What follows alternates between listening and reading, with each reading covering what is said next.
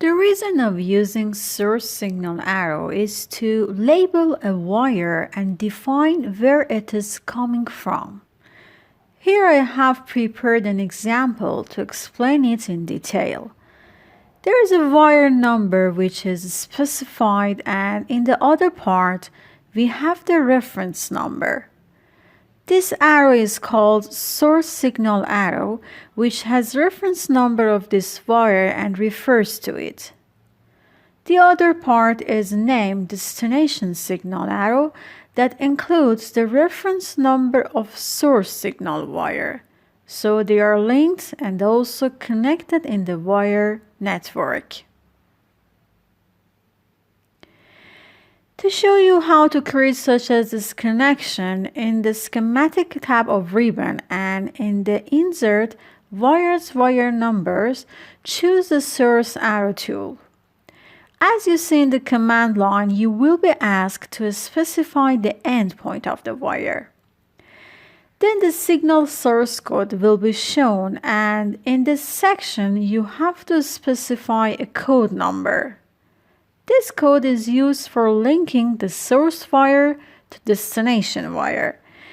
The other part is description edit box, and you can write here the desired description for your signal source. The recent button is for inserting the code which is recently used in the drawing.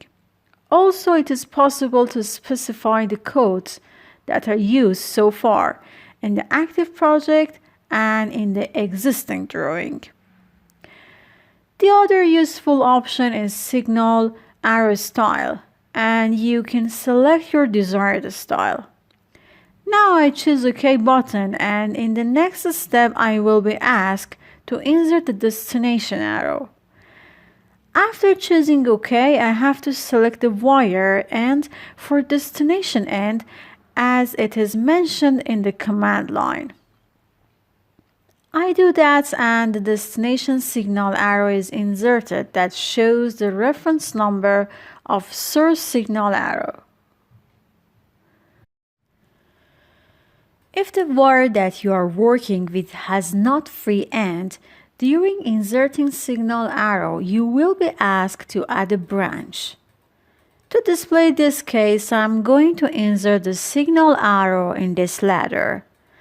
Therefore, I select the source arrow and the wire, and because of choosing this wire, I will be asked to add branching wire. As you see, a new wire will be drawn, and I need to specify the endpoint to draw it. In the next step, the signal source code will be shown, and I specify my desired options such as code and style, and then I choose OK. And finally, I will specify the destination signal arrow.